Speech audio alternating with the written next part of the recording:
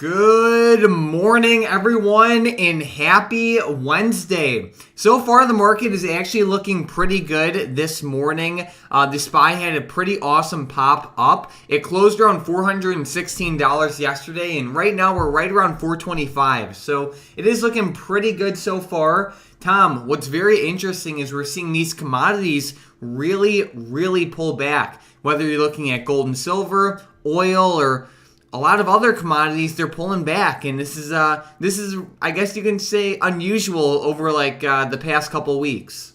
Yeah, it definitely is. It seems like ever since Biden spoke yesterday, the market's been on a pretty good uptrend, Mike. I know that at the end of the day, it gave some gains back, but I remember he spoke in the middle of the day, and then Ukraine announced some talks with Russia and a possible ceasefire, so the market kind of recovered back. And I saw that yesterday, Mike, a big piece of news came across that the leader of Ukraine announced that Ukraine will not be looking to join NATO anymore. And I think that's really big as far as the talks go with Russia. Obviously, one of the big things Russia didn't want was Ukraine joining NATO. And if Ukraine says that they won't do that, I feel like that Russia might, they might at least stop some of the aggression that's going on.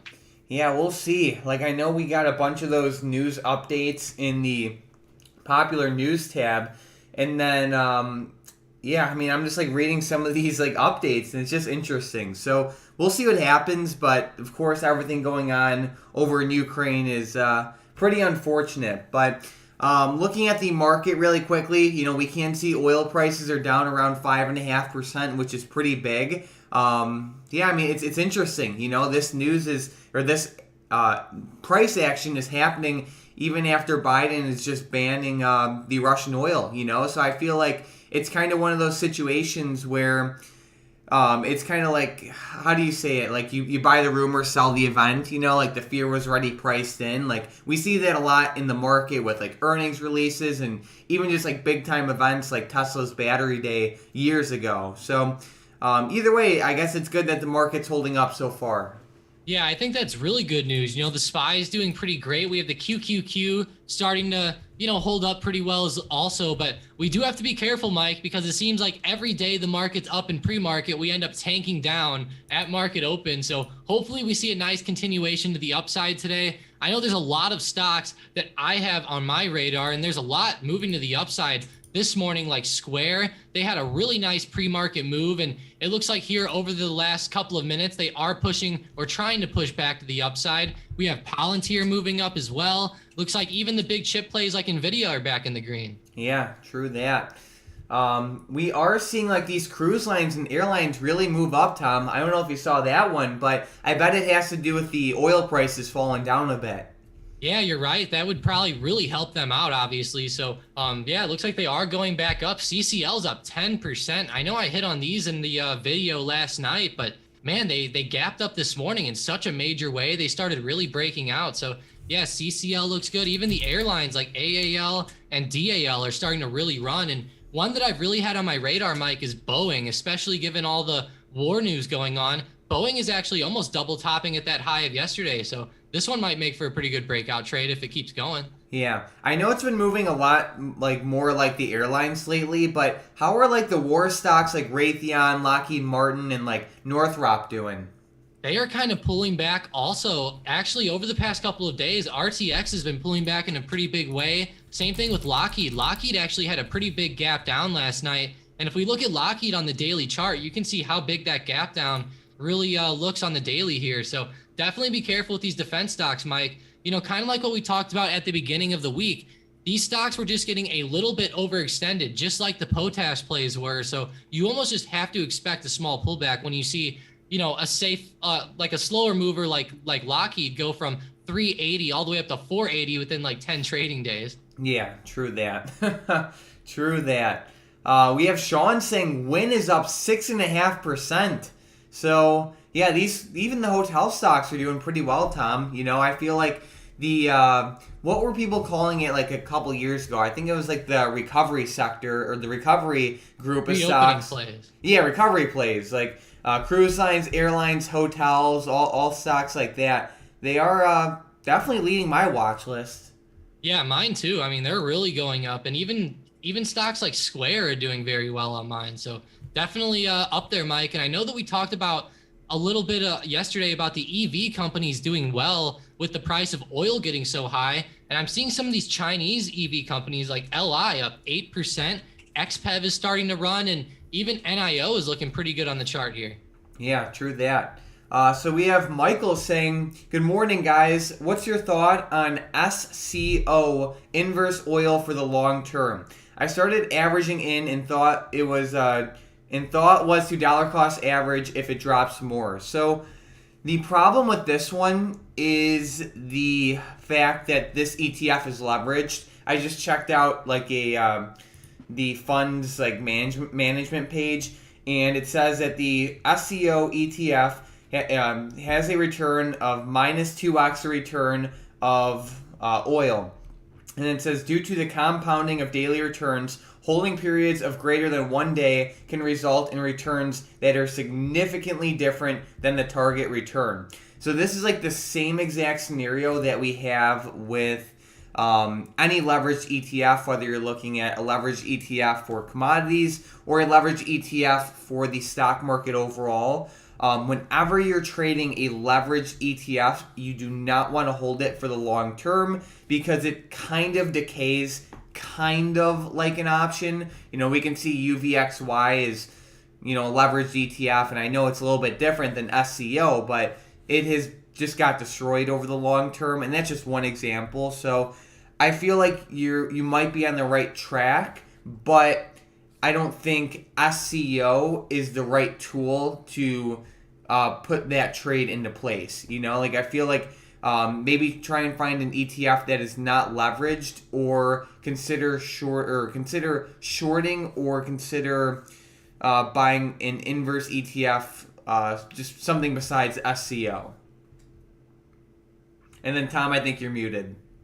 Oh yeah, I know a lot of people like to trade the stocks Gush and then Drip pertaining to oil. I know Drip usually goes up whenever oil goes down, and Gush goes up whenever oil goes up. So I think it's definitely an interesting thing to look at these ETFs though, Mike, because some can start moving in some pretty big ways. Like I know Gush has been flying to the upside as oil's been rising, but if oil does start falling, like something like Drip could start to really run. And I know that it's not the best to hold these for the longer term, but, over the next few months, if we see oil pop down, I think Drip might be a pretty good way to go. I'm not sure how leveraged Drip is or if it's leveraged, but I know that at least this one doesn't decay like some do.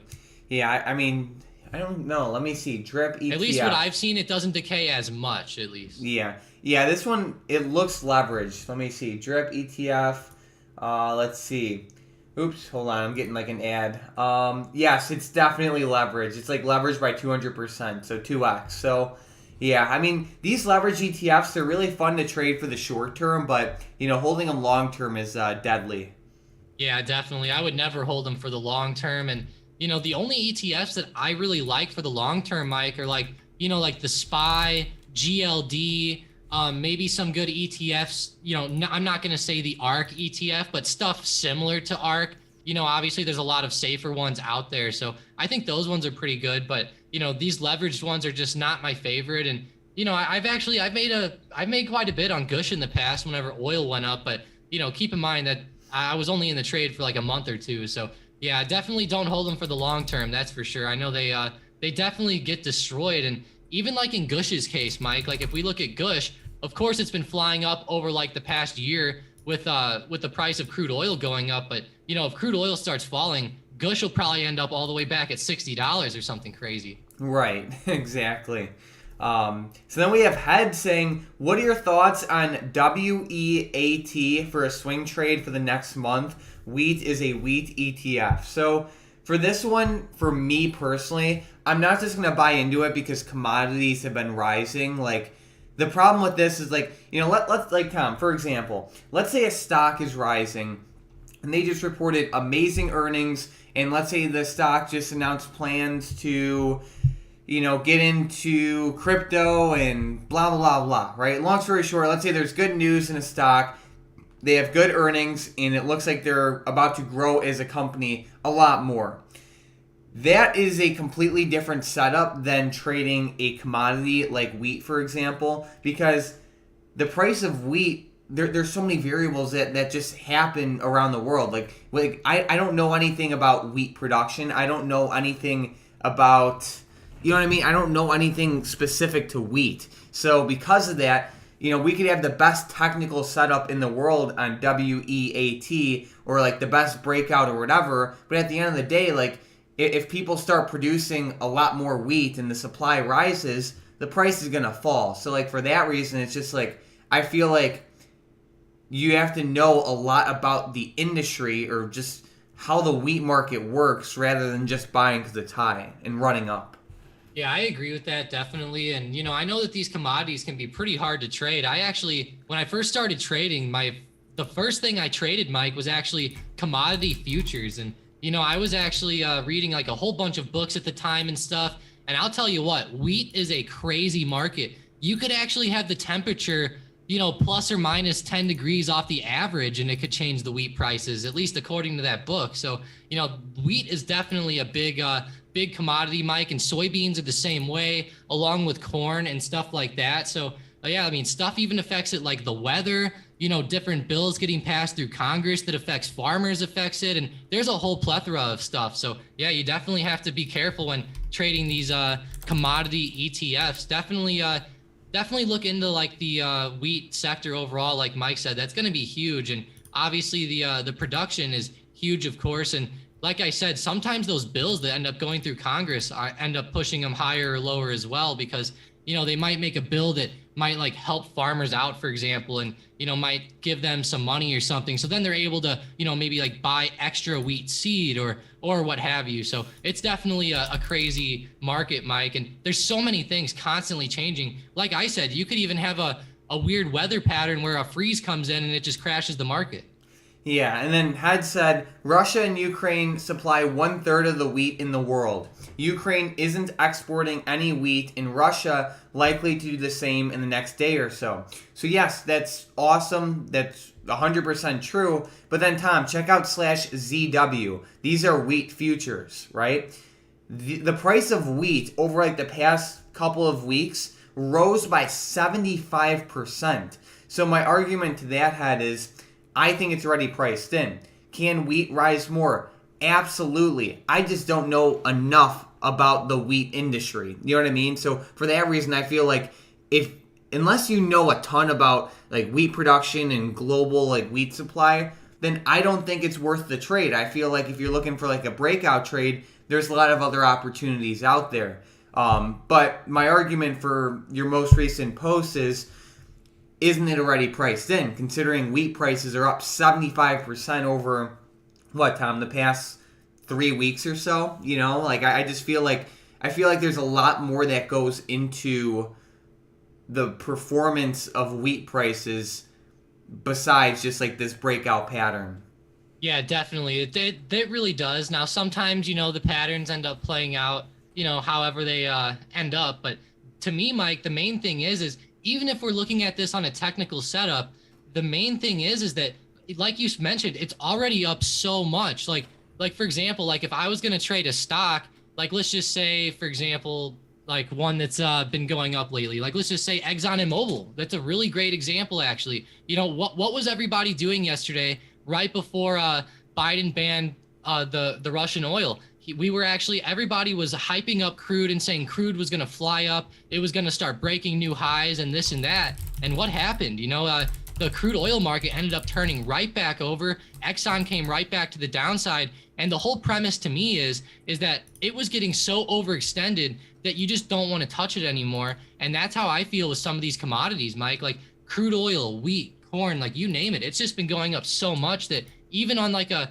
technical like pattern level, you would just have to say, hey, this one's up too much, because the chances of it starting to fall down are starting to get pretty high. Like Mike said, can it continue? Yes, but in history, it generally hasn't ran up like this and then continued up very often. So definitely keep that in mind too.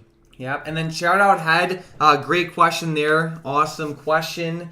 Tom, looking at the market really quickly, I'm just getting a gauge of how different stocks are moving right now, and it looks like a lot of the stocks that have just got destroyed over the past couple weeks, like these bank stocks, like the travel stocks, like I guess you can say the airlines and cruise lines, Boeing, like they're all popping back up, and in a lot of cases they're leading. They're leading the way, J.P. Morgan up around 4%, Royal Caribbean up almost 8%, and a lot more are moving big too.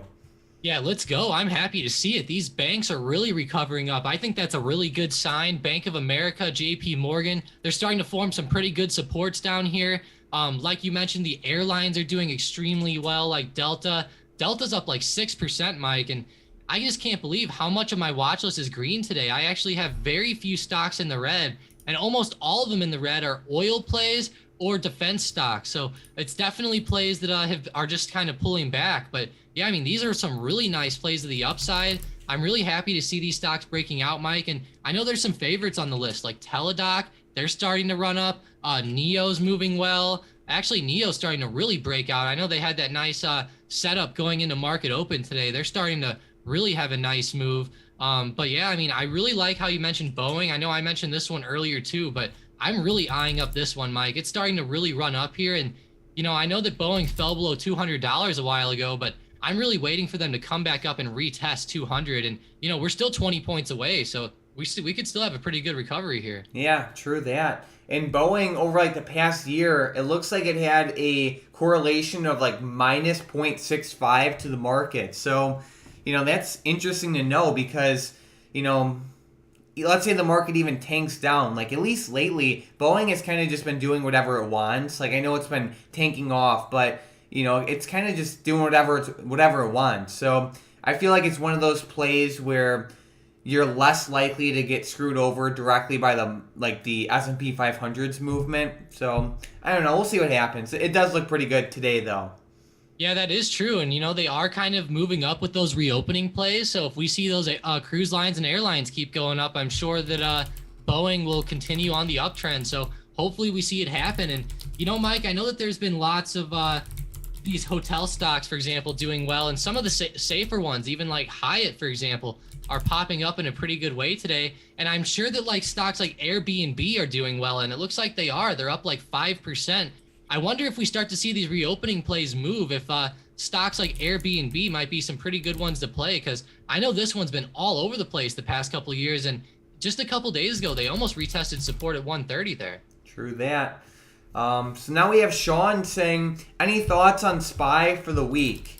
I would like to think to the upside, but everything going on in like Russia and Ukraine and all that stuff can definitely change the trajectory of the market. But so far it's looking good. I'm looking at it to the upside, but like I said, like we are in some crazy times.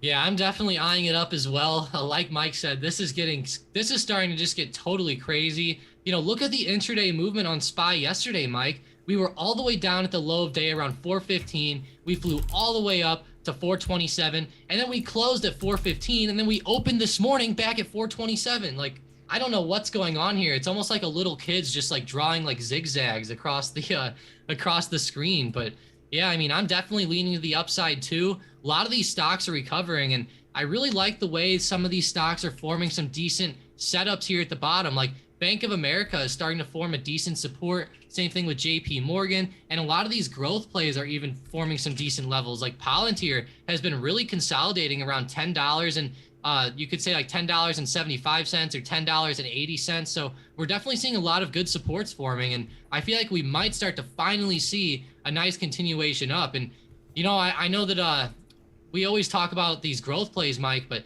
man, like once they start ripping, it's going to start to really steal the headlines, I think. Like look at Palantir down here. I know this isn't like the best setup in the world, but as far as daily setups go, I really like the way it's coming up here with these past couple green days. Yeah, for sure. For sure.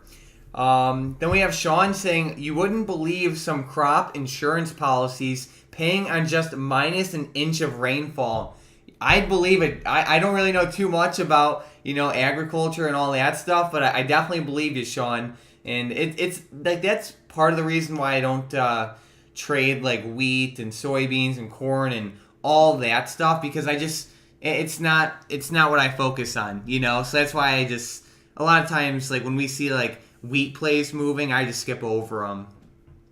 Yeah, exactly. Some of those plays can be really hard to play, and I feel like it would almost be better to buy like a wheat production company. I think that might be better if we could maybe find a company that deals with wheat, or obviously like a big like farming business or something. But yeah, I mean, other than that, I don't think I would just touch the commodity alone. And the main reason for me, Mike, is that, obviously the wheat and like soybeans and corn, they obviously get affected by all this crazy stuff. But then also, I just feel like that some of these other commodities like GLD are just a lot better. Like obviously like gold is a pretty good like hedge against inflation, and then you don't have to worry about all these like weather patterns or growing seasons or anything like that. Yep. All right. We have Jerry saying tech stocks aren't looking hot though. Seems like they want to give their gains back. Yeah, Tom, I was just looking at Apple. It was definitely pulling back a decent amount. Like I know it's up 1.5% today, but I will say, I mean, some of these big tech stocks are definitely weaker than some of these plays like Boeing, RCL, and like Delta. Yeah, even though it's up, I can't believe that it's pulling back like this. I still don't think that it's necessarily looking terrible today. Like we could obviously still recover back up from right here and end up breaking out in a big way, but it's definitely lagging behind. You're right. Like Apple's not looking the best. Microsoft is, it's not down as much as Apple, but it's definitely just lagging behind. So hopefully we start to see those move up. You're definitely right. Those bigger tech plays are kind of lagging here. So hopefully we see it move up. And if we do, it might drag the SPY even higher. So I'm hoping to see a nice breakout with SPY, Mike, like maybe up above 427. I know 427 has been a huge resistance over the past couple weeks. So if we start to see a nice breakout above that, I'll definitely be eyeing up like a quick scalp to the upside or something. But man, we definitely need Apple to start to, ignite the ignition there. Yeah, ignite the ignition. Let's go. How is the VIX looking? Because I know a lot of people have been trading that lately too. Yeah, VIX index down 7%. It's looking a little tough, Tom. Like, of course, the market's pulling back, but how's like VXX doing? Yeah, not the best. The VIX index is pulling down. VXX is kind of just consolidating, actually, right around the low of yesterday. It's kind of just going really flat. Honestly, it's bouncing like right around the 1,000 SMA, but that's also right around like the 2660 support, you could say. I'm also seeing support right around like 2650, but keep in mind, these supports on VXX are they definitely don't hold up the most. Obviously VXX is following VIX, so keep that in mind. But I would say, Mike, it looks like well, actually over the past couple minutes, it's starting to get like a nice pop back to the upside. So who knows? Maybe this one will start to pop, but it's definitely consolidating a lot down here around 2660. True that. What else do we have going on? It looks like George said Coin, Mara, and Riot are very green. So all these cryptocurrency and Bitcoin plays are definitely popping off. I know Biden signed I think it's an executive order. Yeah, executive order related to crypto. So the crypto market loved that. I mean, coin's up 8.5%. Yeah, that's big. I mean, for them to be up 8.5%, that's pretty big. It looks like Mara is up 11%. So look at that. And if we go look at like slash BTC for the Bitcoin futures at least pop from like 38,000 all the way back up to above 42,000 last night. So hey, I'll take it. I know we've been waiting a long time for Bitcoin to start to recover, and they've been honestly really flat down here at the bottom also. So hopefully we start to see a nice pop back up. I know a lot of people have been buying the dip on this one lately. Yep. Jerry said, do you think CPI will have any effect tomorrow? For sure. It almost always does. It moves the market at least a little bit almost every time. But it really just depends on how it comes out. Like if it's a lot better than everyone expected, it can be good. If it's a lot worse than everyone expected, it can be bad. So honestly, there's just way too many variables to give any like accurate prediction or anything like that. Yeah, and like we can see here, I actually have it pulled up so you can see on Trading Economics, it shows that they're going to be announcing the CPI rate there. You can see that the previous was 6% and the consensus is 6.4%, and they're forecasting 6.4%. So if we come in around 6.4%, the market is probably expecting that. But if it's anything that strays away from these numbers too much, then the market might start to go crazy. So keep that in mind. Like if you see, the CPI come in at like 7% or maybe like 6.8% or something higher than 6.4, then the market might take that as a negative way. But hopefully we see it come in under the expectation. I think that would be obviously helpful for sentiment tomorrow. Alrighty. We have Mike saying, speaking of Apple, if we get in trouble with China, what are your thoughts on Apple since a huge portion of their business takes place there? Yeah, I mean, I would not expect it to be good, but I feel like a lot of other companies would struggle too. Honestly, I can't even imagine. I would imagine.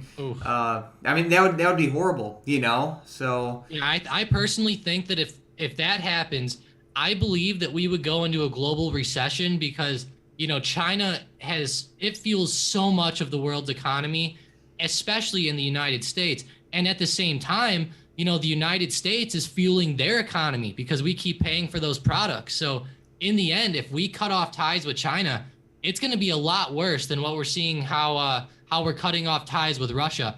Obviously, it's bad that we're cutting off ties with Russia too, but China, we do a lot more business with them. And as we all know, Mike, you can almost pick up anything in your house and it says made in China on it. So obviously that would be pretty bad. And I don't think that'll happen. Even if China goes after Taiwan, I don't think that we'll cut all production or anything. But to be honest, I think that China will, I think they're going to be smarter and they won't do that because they know that if we stop paying them, they would definitely take a big beating. And who knows, they might even take a big enough beating that, their 3 billion civilians might try to like revolt against the government like they have in the past. So, China has to worry about a lot of stuff over there. Yeah.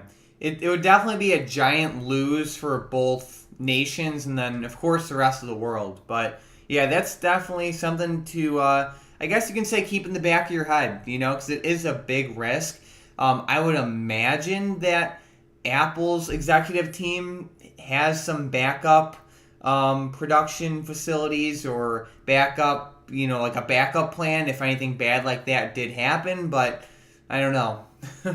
Yeah, and I've heard even stuff, Mike, that some of the medical stuff comes from China. Like, obviously, like, we rely on China for so much stuff that if something like that did happen, I mean, we'd have to be really careful with how we, like, sanction them because I've seen so many reports that, like, we rely on Chinese medicine so much that, like, so many civilians in the United States will be in big trouble because they won't be able to get access to that medicine. So there's a lot of crazy situations with China to look into. So definitely research it though, because it's an interesting thing. China is such a big entity, and as we know, they've been growing and they're slowly becoming they are an economic superpower, but they're closing in on the United States, Mike. I've heard reports that within the next 20 years, China might even like their GDP will be better than ours. We shall see. But Tom, I'm doing a quick look at the market really quickly, and it looks like we're seeing some of these growth plays break out. Check out like Roblox and Palantir and even like Teladoc. They're getting really close to their high of day. Roblox is up 6%. It's trading higher by the minute, and it's definitely not looking too bad.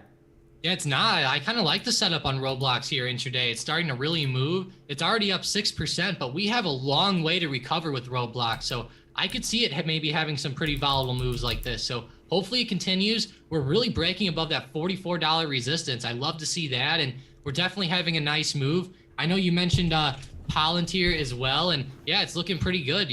It's definitely been volatile this morning. We can see on the 5-minute candles, it's definitely been all over the place, but I'm glad it's pointing up, and I have a feeling that this one might end up going up. We've been eyeing up these growth plays for a while, Mike, and it's starting to really break out, and honestly, it's even like starting to break this technical pattern I posted in the bonus setups earlier in the week. Yeah, there we go. We have Muscle saying, hey y'all, good morning/afternoon. You can thank me for the green market so far. The second I sold some tech and bought energy, the stock market bounced. Well, thanks, Muscle. Yeah, thanks for that. That's how it always goes, isn't it? Yeah, gosh. But yeah, so far the market's looking pretty good. Energy's definitely not looking the best. Exxon is down like 3%. Oxy is down like 1.5%. But I will say it's not like they're crashing. These energy stocks they're kind of holding up. Yeah, they are really. I mean, they're not necessarily falling off. Like Exxon's even starting to pop back up today. I know at market open it looked pretty brutal as that red candle extended down there, but yeah, it's not looking terrible. Even if we go look at like Chevron, for example, they're really holding up. They're almost recovering back up to yesterday's closing price. So yeah, we're definitely seeing these oil plays move. And as we know, Warren Buffett's been kind of playing Oxy lately, and it looks like Oxy's popping back up. So who knows, Mike? Maybe we'll see these commodities recover back up. I know that crude was falling last night, but it looks like we're bouncing pretty well off that support around like 115 to 116. There we go. All right. What else? I mean, I'm trying to find some plays that are really moving, Tom. Of course, we looked at like Roblox, Palantir, and Teladoc, which are looking pretty good. Do you see any other setups that I might have missed? Yeah, I'm really looking at some of these social media companies. Like Snapchat is really having a nice move to the upside. It's really surprising me today. I know they've been having a, pretty bad past few weeks. So to see them having this type of momentum is great. I wonder how Twitter looks. And yeah, Twitter's breaking out as well. And obviously, Facebook's the big player down here, and they're honestly consolidating right around that high of day yesterday. So guys, like if you're really interested in like some of these social media plays, Facebook might be a good intraday play today. Like if we see it break this upper level of like 196.75, I think I could see Facebook start running up today. So definitely throw it on the radar. I feel like these social media companies are starting to run up with some of the growth plays, which is always good to see. I know they've been beaten down so much that it's honestly blown my mind. Like anyone who told me like 6 months ago that Facebook would be at $186, I would have probably blocked you on something. And so that's pretty crazy to see that it fell this much.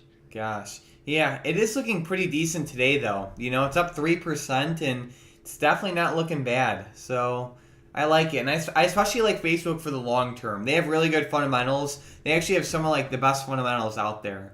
Yeah, it might not be bad to buy for the long term, especially like right now. I mean, because we're going back on the uptrend here over the past couple days. It might like if we start popping back up above $200, you'll definitely be wishing you were averaged in down here. But definitely just average in, because it could still keep going down. As we know, these social media companies are they've been facing a lot of backlash the past couple of years. So we'll have to see how it goes. And then Mike, I know even DWAC has been going down a ton lately. They're up a little bit today, but I just wanted to mention this one because as we approach that launch date, like at the end of March, I'm going to be really curious to see if this one starts to pop back up, because for a while there, this thing was going crazy before it just had these back-to-back 10% down days there. True that. What else do we have going? Muscle said he bought some Costco. It looks good as a hedge or more safe stock. Yeah, I mean, it's definitely a safer stock. It has been moving up very well over the past couple years. Like, it's not really moving today, but yeah, over the past couple years, it's been amazing. Yeah, it really has. I mean, did you say LI? No, Costco. Oh, Costco. Sorry, I was in the Discord there, but yeah, Costco has really been a great stock, Mike. Obviously, they've been on such a good uptrend, and it kind of reminds me of like a Walmart, but it's like they've actually seen growth. You know what I mean? Like we look at Walmart's daily chart here, they've just been consolidating for like a whole year straight. And like we look at Costco, and it's been like really flying up actually. And I know that we've mentioned Costco compared to some other stocks before, but like even compared to Target, it's looking so much better. So yeah, I mean, Costco's looking great, Mike. It's really outperforming some of the other ones. Yeah, so we'll see. Also, give me 1 second. Jason said, my poor Neo and Invesco. How's Neo doing, Tom? Neo's actually doing pretty good. This was my free day trade today. I had it that if we passed above 1875, or actually 1880, to go ahead and grab some Neo calls. And, ever since we passed it, we came back down, we confirmed off of it, and we're slowly heading back up. Hopefully we see a nice continuation out of these EV plays, Mike. Personally, I think they're looking pretty good. Neo is starting to break out a little bit. It's up like at least above 1880. It's up like almost 40 cents there. So yeah, I mean, I would say it's breaking out in a pretty decent way. And what was the other ticker? He said Invesco, which I would assume QQQ. Oh, okay, QQQ. Yeah, I mean, QQQ is looking pretty solid too. It's kind of moving with some of these other tech plays. Obviously, keep in mind QQQ kind of looks like Apple a lot. You know, Apple's kind of extending back up. Same thing with QQQ, and you know, Microsoft's in a similar setup. So I like those. But yeah, I mean, as far as everything goes, Mike, like I feel like that the QQQ is looking pretty solid today. Like I would think we might be able to start to break out if these tech plays keep holding up. I hope so.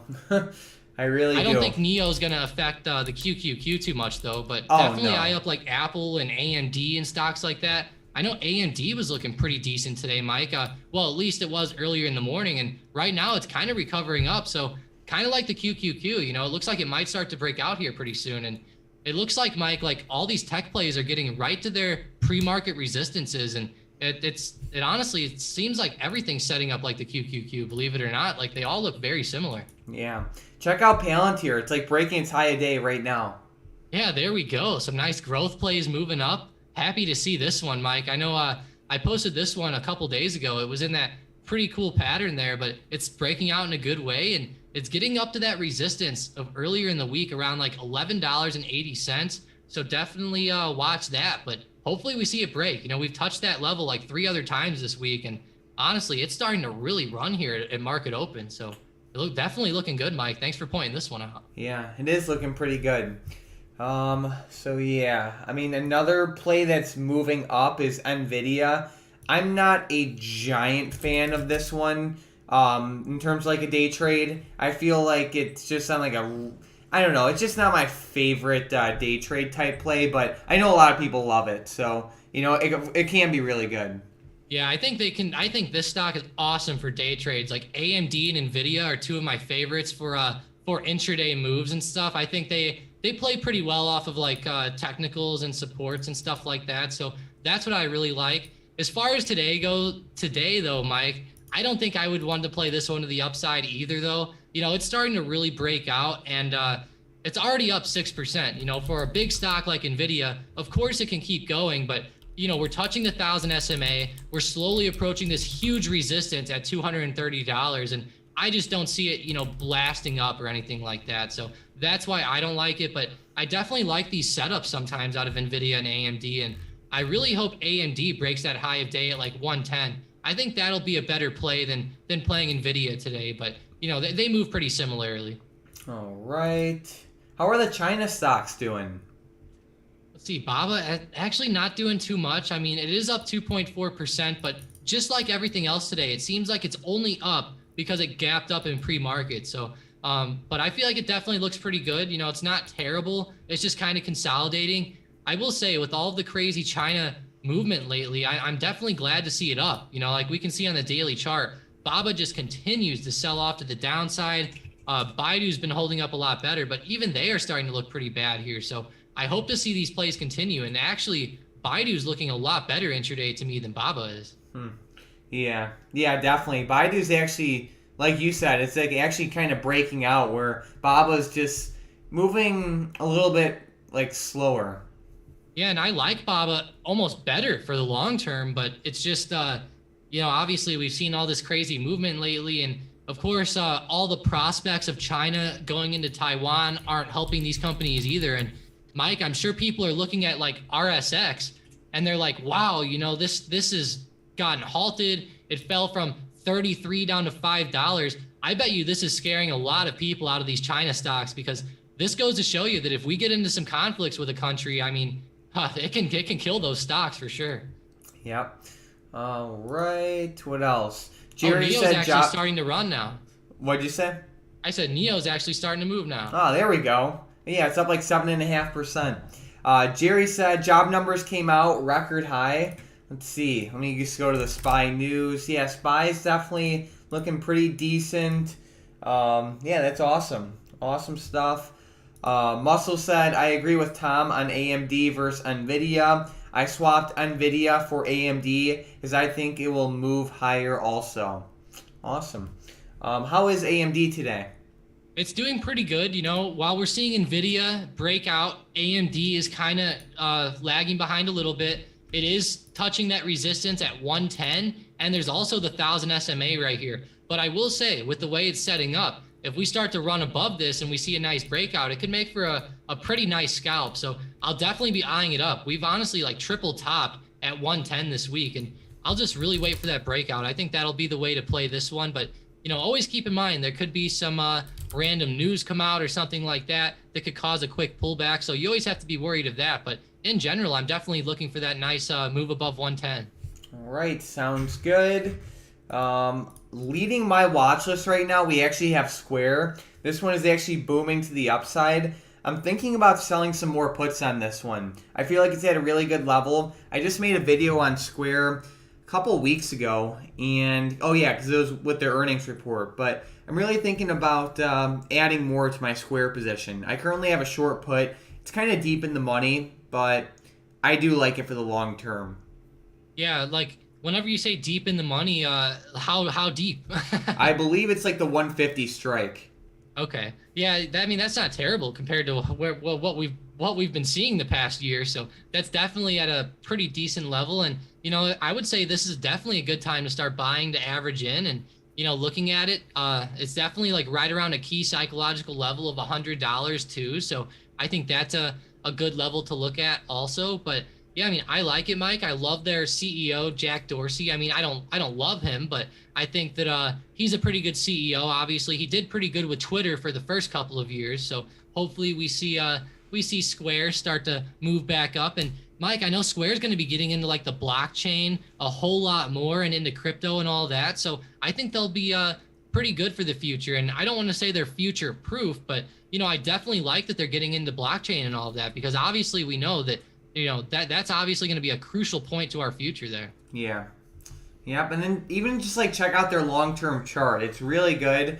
We could just see a max weekly chart. This thing has been on an amazing uptrend for like the past 8 years or so. It went from lows of like $8 in 2016 all the way up to highs of 289 last year. So it's clearly growing. I checked out their fundamentals in my Square video a couple weeks ago, and even that's growing at a crazy pace.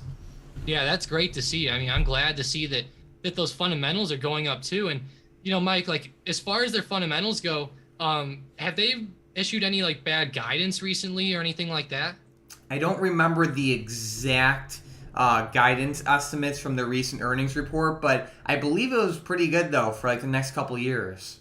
Yeah, I hope so. That would be my main hope, is that they can start to recover back. So yeah, hopefully it ends up going back up. And I will say, Mike, like even though Square's been falling down in a major way, on a technical level, the good news is that we're honestly bouncing like right at those pre-COVID highs. We can see right where my mouse is hovering is right where COVID started to happen. We had that COVID drop, and then Square obviously over recovered a lot. We can see how much they went up there from lows of $33 up to highs of $280 within just like 6 or 7 months there. So definitely a big move, Mike. And, like we say, sometimes you just have to expect pullbacks when you see big moves like that. So I definitely think it's still looking pretty good also. And I'm really glad to see that it's not tanking off as bad as some of these other plays that have been going down. Like if we go look at stocks like Square's looking terrible, of course, but like if we look at like PayPal, they're getting to like those COVID lows rather than bouncing off the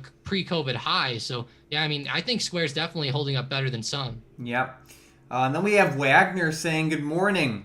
What is the support and resistance for Nvidia, please? Tom, what support and resistance levels do you have for Nvidia? Yeah, Nvidia has a pretty big support here. We can see on the daily chart right down here around $210, give or take like $1 or so, but 210 is going to be a major support for them. As far as stuff going on intraday though, we started really breaking out above 225 here today. I would say since we broke 225 will end up being a pretty good intraday support for us if we come back down and test it. So eye that up. And for resistance, I'm eyeing up $230. I think that since we're moving up here, 230 is a pretty viable level to look at. There is some resistance kind of like where we're at here at 228, but I think 230 will be the level to watch today. Above 230, I see 235 after that. So those are the main levels I'm looking at. If we do fall and we fall below 225, I think that the next major level below that will be like right around 222. So definitely a lot of levels close to where we're at today. Sounds good. Here we go. All right. Tom, we basically covered all of the major movers today. I don't really have anything else that's breaking out. So do you have like any final thoughts or any plays that you're watching or anything like that? Yeah, I'm really hoping that the EV industry starts to do well today. Like Tesla, for example, is right around this $850 resistance. I have a feeling that, like, we're seeing a lot of these China EV plays move up, like LI. They're really breaking out, actually. NEO, XPEV. These stocks are really moving up this morning. And I feel like that we could maybe start to see like Tesla start to move up, maybe Lucid, maybe Rivian. I'm really, though, eyeing up a move like with Tesla. They're really sitting there right at this upper resistance. I feel like if Tesla can break above 850, we might see a pretty decent pop there. Like, you can see this has been a pretty big level. We've been rejected right on here multiple times over the past couple of weeks. So definitely eye up 850 on Tesla. I think that'll be an interesting thing to look at, as well as just the EV industry in general. I didn't really like the setup I saw with Lucid or Rivian too much, but it could definitely start running in the middle of the day if we continue to see the rest of the EV plays move. So it seems like the China EV plays, though, Mike, are doing very well, like NEO and LI. So definitely eye up the China EV plays rather than the US ones today. All right, sounds good. Well, thank you guys so much for joining the stream today. The market's looking pretty good so far. I just want to personally thank everyone for joining. So thank you so much, George, Hunter, I'm Fierce, Mike, Sean, Michael, Head, Vicky, Dennis, who else? Sean and Muscle, Jerry, Wagner. Thank you guys so much for joining. Shout out Jason. We had a great time on the stream today. And Tom, hopefully this market keeps popping up because it's been pretty brutal lately. Yeah, definitely. It needs to get a nice recovery here. Looking at the SPY, I mean, it's done pretty well today. It recovered up in pre-market in a pretty good way. Hopefully we see that nice continuation. Lately, though, we've been seeing utter rejection. If we flew up, we'll end up flying like right back down. So I definitely will always keep in the back of my head that the SPY could end up tumbling back over today, but hopefully we see a nice breakout up above 427. I think that would make for a great trading day. And, as always, guys, if you have any questions, just let me know in the Discord. All right. Thank you guys so much for watching and have a great rest of your day.